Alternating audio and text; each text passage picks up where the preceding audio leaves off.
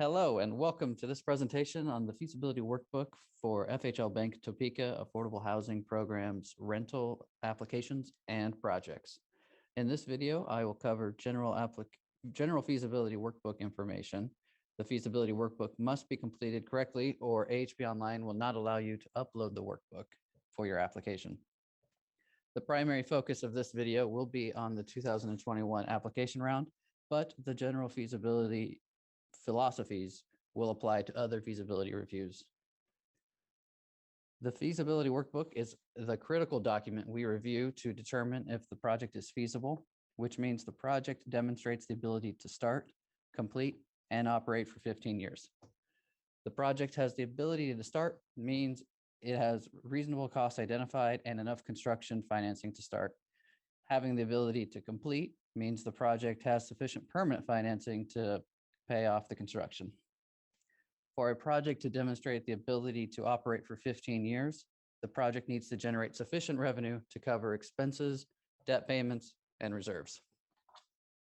In addition to confirming that the project is feasible, there is a separate analysis for the project's need for subsidy. Please understand the feasibility of a project is sometimes in conflict with the need for subsidy analysis. For example, a project that generates significant cash flow, as modeled in the housing Proforma, which you'll see later, may have a reduced need for subsidy. In addition, one of the resources that we use is the implementation plan, which has more information on need for subsidy and feasibility. Please review that. And if you have any questions, please contact HCD staff and we'll help you out as best we can. The feasibility workbook is required at application. If awarded, you will have to submit an updated version at disbursement and during the project completion review. Anytime the feasibility workbook is submitted, it is important to use the most recent edition, which is located on FHLBank's website. And I'll show you that now. So if you're in FHLBank's website, hover over community programs, affordable housing program. Once you're there, you can the application. You can see the implementation plan there. And the 2021 rental feasibility workbook is down here in the round forms section.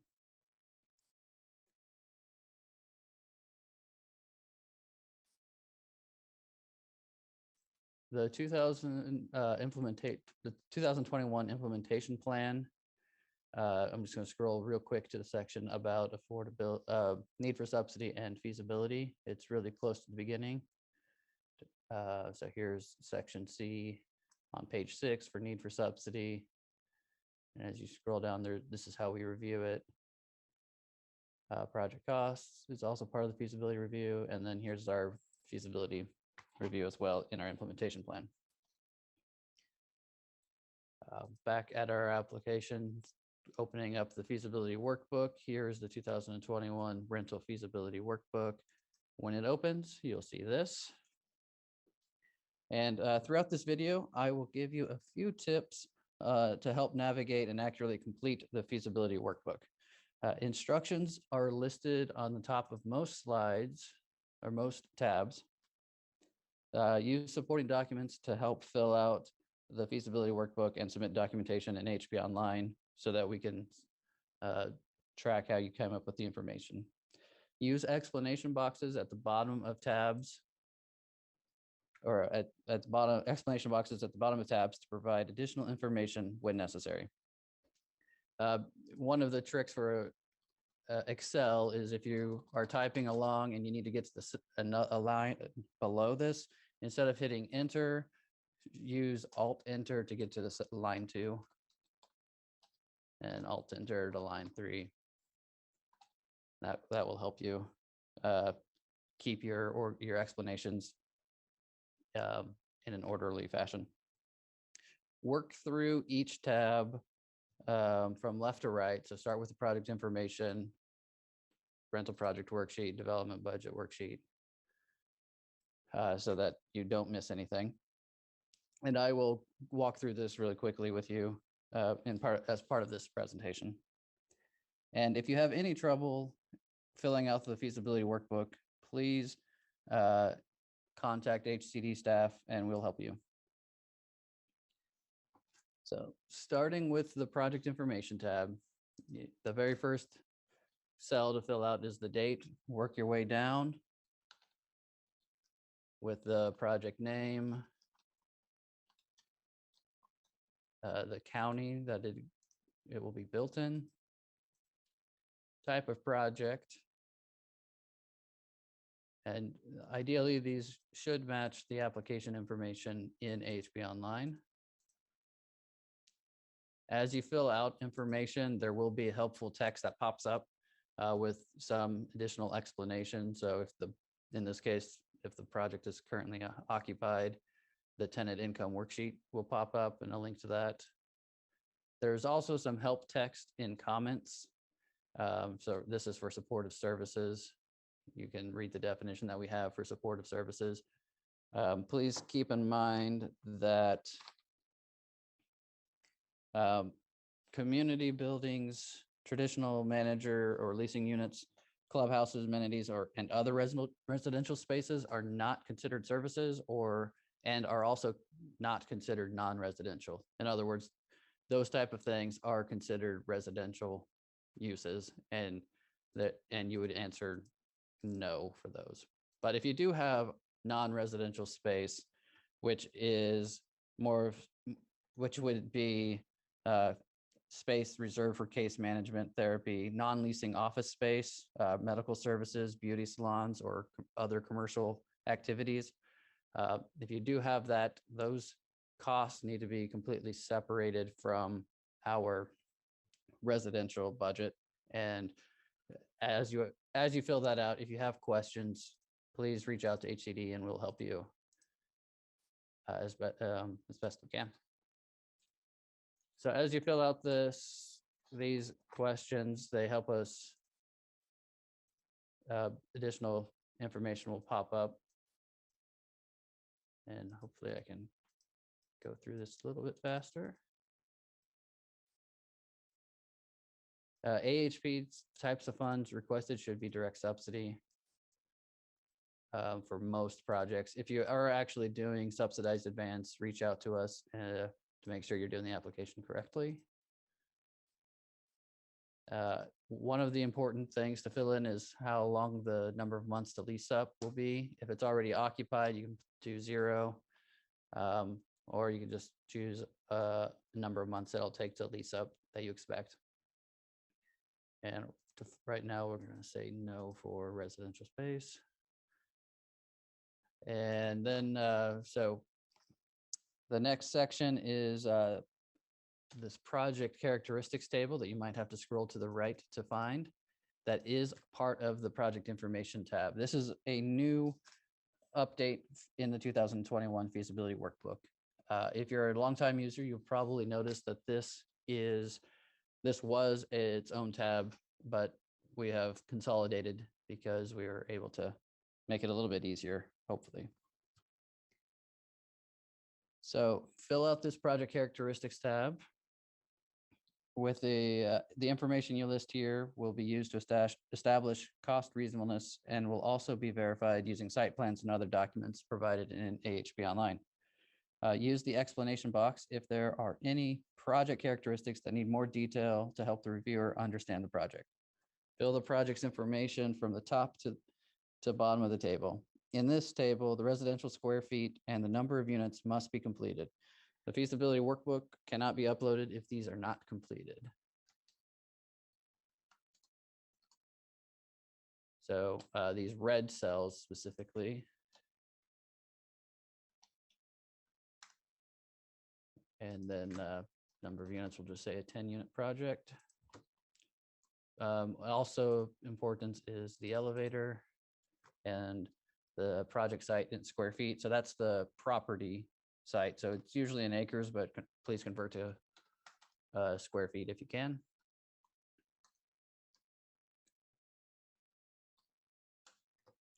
Okay. After you fill out the project information tab, you'll move on to the rental project worksheet. If you don't fill out the project information tab, you will not be able to see this table. It'll be blanked out and not filled in because information on the project information tab fills in this table. You will enter the number of units for each AMI percentage level you're targeting. This must match the targeting listed in the application, or the system will not allow you to upload the workbook. Then you will list the tenant share of rent. If you have rent-based assistance, you will also enter the portion of rent that you receive for the assistance payments. If the targeting differs from your low-income housing tax credit application or a field is outside of guideline, it's highlighted red. Please use the explanation box at the bottom of the worksheet to address those issues. So to fill this out, number of units is in column D. This is a 10 unit project, so we'll just say 6 and 4.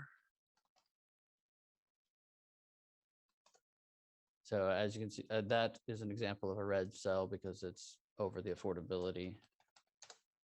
And then if you need explanation, use the explanation box.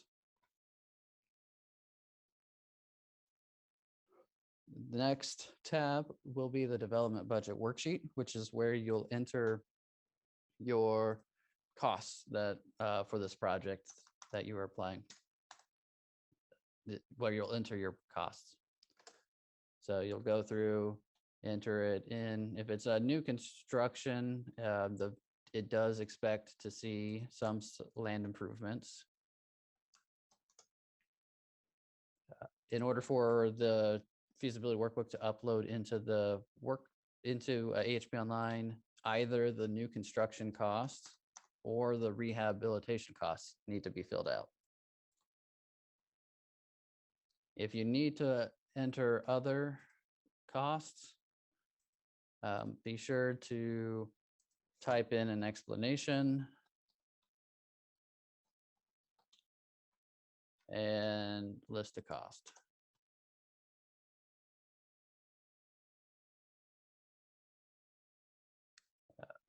Take careful note of the loan origination fees because they will come back. They will be needed later.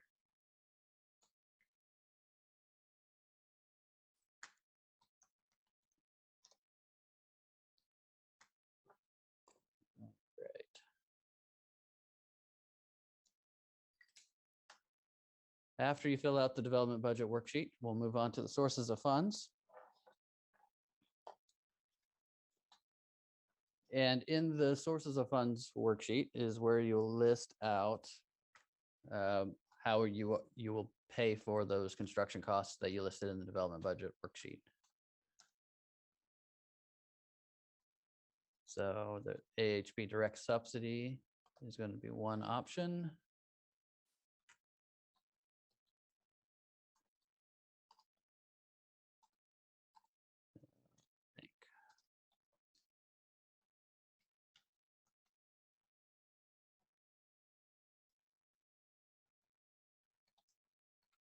And as you fill in the loans, be sure to fill in all the terms. So you'll have the amount, the rate, interest rate, the term that you'll be making payments, the amortization period that the payments are going to be based off of, the loan fees, which should match the amount in the development budget. And if it does not match, there will be a little red flag down here that says it does not. So what did I put in the permanent loan? I did 3,000.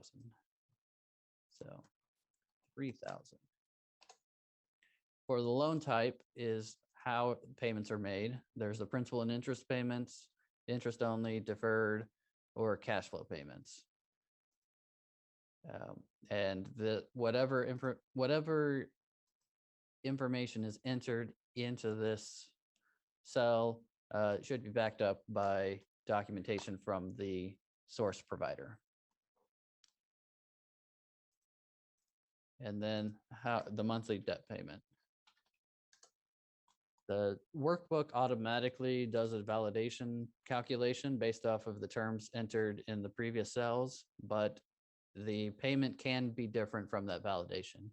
It depends on how the bank or the lender is requiring the payments to be made.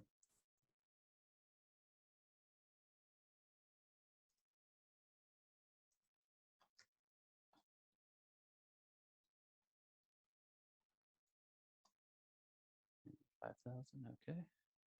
And then don't forget to fill out the construction loan interest, or if you have a construction loan, fill it out down here.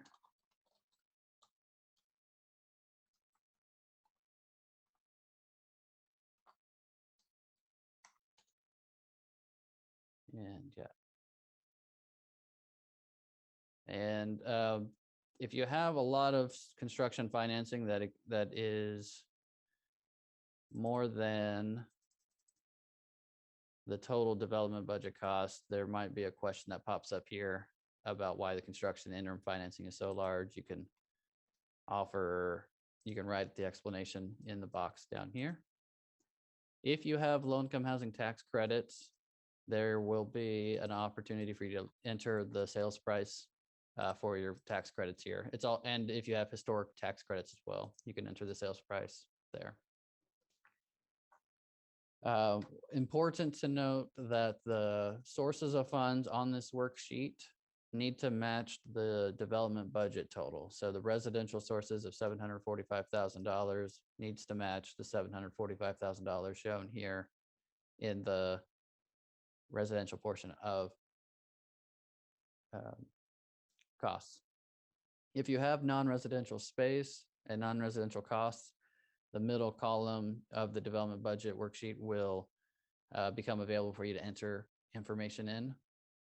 And if you have non-residential costs, they need to be balanced by non-residential permanent financing, which will be in this table on the sources of funds worksheet. If you run into any issues, please contact HCD and we will help you. After you've completed the sources of funds worksheet, the next step is to show the project's operation over the retention, over the 15-year period that signifies the retention period. And this is shown on the housing Proforma. The housing Proforma is the best guess or best estimates of the operating performance of the project after project completion through the 15-year retention period. If your project is already in operation, the expenses that are shown on this housing Proforma should be consistent with the profit and loss statement that you have. If there are significant variations, please provide an explanation down below in this explanation box. Some examples are after you're updating, if you are planning to hire a new maintenance person in order to keep the project maintained, there might be a reason to have an increase in payroll that is different from the costs that were previously shown. So the vacancy rate, you'll start with entering the vacancy rate. The maximum percent allowed is 7%, but it can be any percentage between 0 and 7. Then the revenue income, the residential rents flows from what you have entered in the rental project worksheet. These rent amounts are summed up and annualized and then flow over to that housing Proforma. If you have other revenue, enter it. And if you have something that's not one of these pre-selected other revenues, you can have it here. Usually that's donations or contributions. Then you fill out the expenses that you expect to incur on a yearly basis.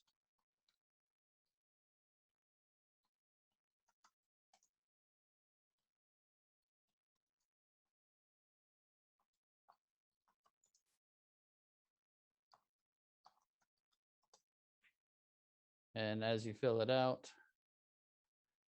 you will come on down. The reserves are down here. If you are going to escalate the amount you set aside for reserves every year, you can put that percentage here. For right now, I'll put 0, and I will just assume $3,000 of reserves every year.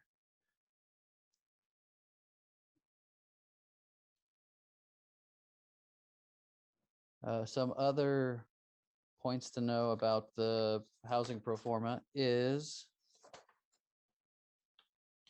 that the tan cells here can be edited by the user. So if you have real estate taxes and you expect to have it reduced later on, you can change it in later years.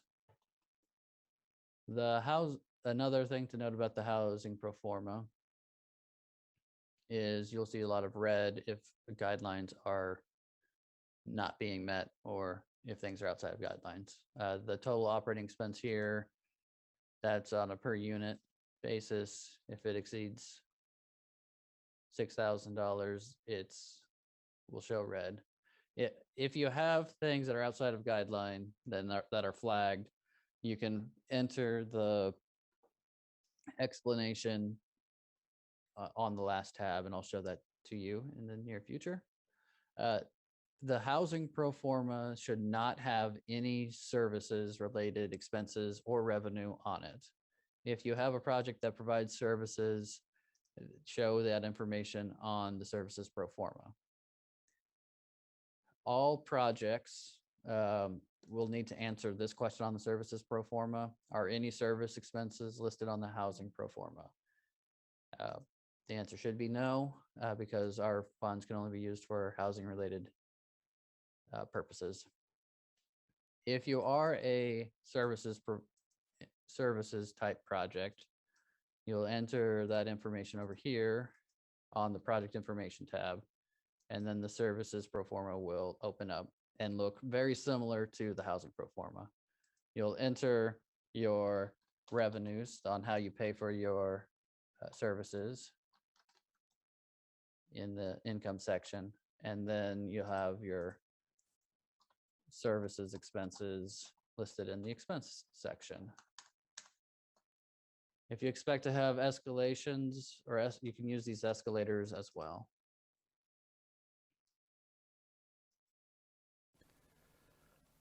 Finally, after finishing the services pro forma, we'll move on to the last tab of the feasibility workbook, which is the feasibility analysis worksheet, which will determine if any other feasibility guidelines are not met or are outside of our guidelines. If any are outside of the guidelines, red text will appear in the box next to that guideline. You will need to include an explanation for all issues identified in the box at the bottom. The issues will appear under the tab of the workbook where the guideline is not being met. So for example, this operating costs exceeds our guideline is shown in the pro forma, and as you go down to this explanation box, you can write about the pro forma expenses being outside of guideline. Now, I do want to point out that new in 2021, the contractor fees and the developer fees are now on this worksheet. You can see them in line 23 and 24. The 2021 implementation plan defines the calculation and the guidelines for these costs, and the calculations no longer reference the qualified allocation plans from state agencies like they did in the past. When setting our 2021 guidelines for the contractor and developer fees, we tried to set a level that was consistent with most of the states in our district. If the fees are flagged in this tab, provide an explanation and request for an exception to the guidelines. To justify your exception request, be sure to explain why the contractor fees or developer fees are needed. Justifications that reference investors or QAPs allowing it are not going to be sufficient. The explanation should justify why the specific project needs higher contractor or developer fees.